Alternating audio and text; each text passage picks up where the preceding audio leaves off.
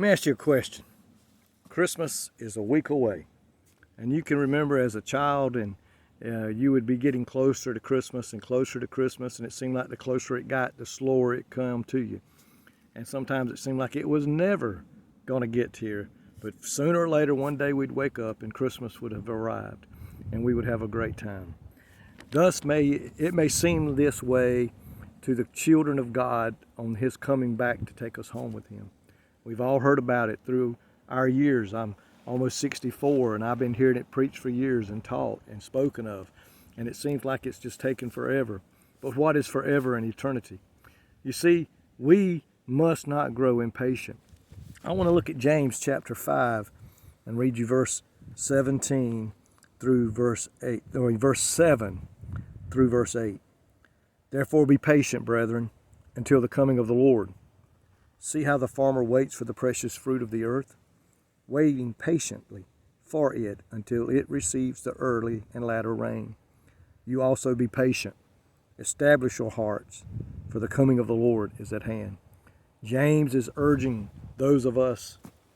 He was urging those in his day, but it's even speaking louder to us today, many, many years later, that the coming of the Lord is still going to happen one day. It's going to take place.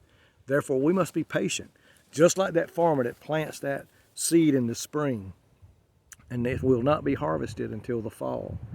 And he waits for it. He sees the rain. He fertilizes it. He keeps the weeds out. So must you and I today be patient. We're looking for that day when the Lord will come back to take us home to be with Him. We don't know when it's going to be. It could be today. It could be tomorrow. It could be a year from now. But do you see what he says there? You also be patient. Establish your heart. Establish it in the Word of God. Establish it upon the promises of God. In many places in the Bible, He talked about His coming back again. And even in one place, the angel said to the disciples, why stand ye here gazing? For the same way you see Him leaving, you shall see Him come again. So you see, it's spoken many times. He is coming. Jesus is not slack concerning His promises. He has promised us that He said, if I go to prepare a place, I will come again. That where I am, there you may be also. So do like James talked about here. Establish your heart. Be patient, for the coming of the Lord is at hand, closer than it's ever been before.